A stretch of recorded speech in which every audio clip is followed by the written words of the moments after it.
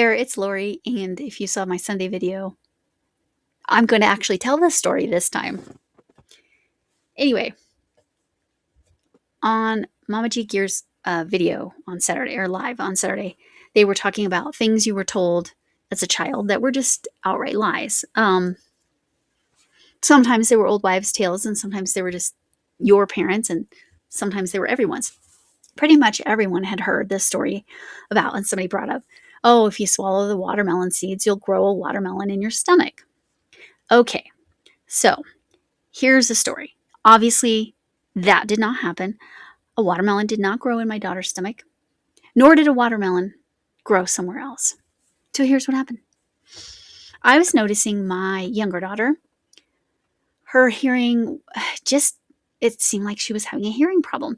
And when she was first born, they had checked her hearing. I can't remember exactly why, but maybe because there was some indicator or something, but also my dad has no hearing in one of his ears. No eardrum, nothing. He now has a cochlear implant that he got, I think, when he was 65 or somewhere between 65 and 70. And now he's 83. Is that right? I think he's 83. Anyway, so they checked her hearing and they said, oh, just keep an eye on it. It looks like it's fine. But, that was when she was a newborn. It was checked. But by, later, it seemed fine. Now she's about, I'm going to say 4, maybe 5 years old. And I'm thinking, I am really concerned about her hearing. Maybe she was only 3. I was really concerned because she just seemed to not be hearing, especially out of one side. Okay. This was me as a parent not listening to my older daughter. 2 months prior, at least, maybe more. My older daughter had told me that the younger daughter had done this, and I thought, it's no big deal, I'm not worried about it. Okay, so just remember, I was informed this was parenting fail, that I didn't think it was a big deal. All right, so I gotta pause for a sec. Okay, so I finally get her an appointment because I'm like, her hearing is definitely not okay on one side. I take her to the doctor and he looks in her ear and he's like, oh, it is really blocked. So I'm going to irrigate it. It looks like a lot of wax buildup. He irrigates it, shoots the water in there. A watermelon seed popped out. It did not grow. She's good. Yes, my daughter had told us 2 months prior, at least, because this was November. This was around Thanksgiving time, that she had stuck a watermelon seed in her ear. And I thought, oh, well, I was thinking it was on the outside. So I checked out here. I didn't think in. Like, neither of my girls stuck beans or peas or anything up their nose. No, she had to do something different, stick a watermelon seed in her ear. And yes, it's amazing how much better she could hear after the watermelon seed was out of there. There you go. So Monday yarn management is crafting Kittee's concept. That's really important to mention today, because I'm going to mention another part of what Crafting Kittee does in case you want to get started on that. So first I wanted to show what I did with the yarn. Sorry for my Saturday video not posting in the morning. I came in to do my Sunday video and I was only halfway through, 3/4 of the way through setting it up. I thought I had it scheduled. Anyway, I usually double check. Apparently I did not, but I did have a migraine last night. So we'll blame the migraine and the moths, because we might as well blame the moths while we're at it, because that's what my yarn management is. So the yarn that came from Diana D. Loves Yarn.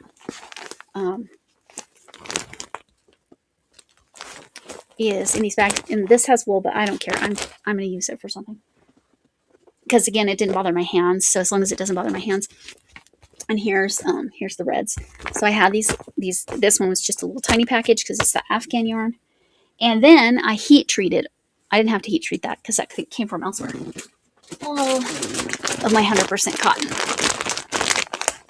So this is almost all of my 100% cotton. I'm sorry, Deja, I'm trying to show. There's pink everywhere. I apologize. So it is heat treated and put in plastic. These 2 cones didn't fit, so they're in a little bag like this. So that's my yarn management.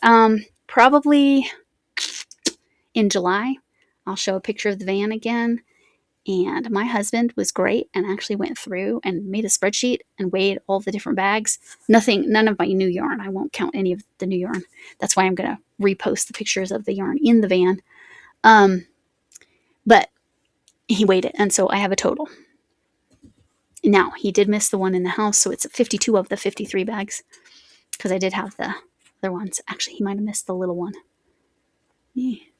So it might only be 51, but either way, I'll give you a good idea. I'll show those pictures again, and you can guess again. We'll just see whoever gets the closest without going over more than 10 pounds. I think that's reasonable. But that'll be in July sometime. I finally got the guessing the right number bags sent out. So, Grammy Rita, you should have yours, I believe, because Kittee Lane got hers. Linda, you should have yours. And is that it? And Chris K. I sent yours to your package address that you sent me. So hopefully that is where it needs to be, and you've all gotten that. Now, I did not do a great job, and I did not remember to put extras in hardly any of the envelopes. I think everybody except for Kittee got at least one stitch marker. The problem was the box that I put Kittie's in, I had to use so much bubble wrap to make sure that they didn't break. These are so much sturdier, but also I did not want to take any chances. So they're all pretty packaged, and that's why I had to use boxes. I was not taking any chances with bags. And I know I could have put the box in the bag. A lot of times when I price check, it does not make much of a difference. And Linda's was funny. Linda's, I accidentally put how many ounces it was in the pounds. I'm like, why is this shipping so much? That doesn't make any sense. And then I figured it out. So I corrected it, and it was, less than half the price. Big surprise. I was actually surprised that 11.5 ounces cost only half. It was actually even a little bit more than half. Let's call it 55%. Oh, I'm sorry, Trish. Trish's Yarn Adventure. I know you don't like math stuff. Anyway, but I had put 11.5 pounds, and I think the shipping, and it was in pirate ship.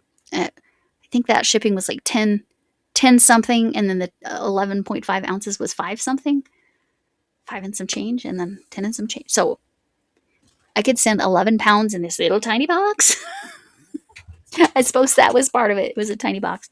Oh, Missy has come to grace our presence. Say hello, Missy Miss. All right, you can go on your way. Hopefully all you caught my knitting stuff that I'm doing. I'm still crocheting a lot. I am switching my Dungeons and Dragons to Tunisian crochet, and I have gotten off the subject. Anyway, yarn management has mostly been dealing with the moths, heat treating my yarn, and then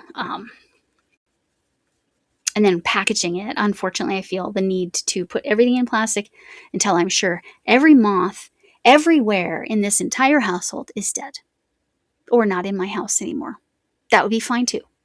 They could go out the window. That would be fine. Anyway, I have only seen one today. I saw 3 yesterday. So who knows? Anyway, the other thing with Crafting Kittee, Creator Spotlight. This, you can see I've done so much now. This is going at the beginning of doing a dress for Crafting Kittee's Creator Spotlight. Her Creator Spotlight for, I think it's September, is Allison Russell. Now, Allison Russell has a ton of baby blankets. She has other stuff, but Erin, Crafting Kittee, went ahead and announced that back in May, and it was easy to miss that announcement. If you didn't happen to see that one particular video, Allison Russell, she wanted to give people a long time to do Allison Russell in case they wanted to do a baby blanket, because that takes a little bit more time. So, and with her, it could be something you made 3 years ago, 6 years ago, as long as you haven't shared it with her before for another Creator Spotlight. But Alison Russell is brand new to this, and you will enjoy listening to Alison Russell. I believe she is Scottish. I could listen to her all day long, to be honest. I love her patterns. I like the way she teaches. She's very good at saying both UK and US terms. But yeah, that's the beginning of a dress. So for my 4-year-old granddaughter, let me be real clear. She has lots of stuff because she has a granddaughter. And so she started putting out a lot of baby stuff. So there you go. Oh, Smile Club. Ladybird loves. I'm going to put this in a post too, but Ladybird loves Smile Club. Those of you who have already given, that's wonderful. But the family in need went for their ultrasound to find out the gender.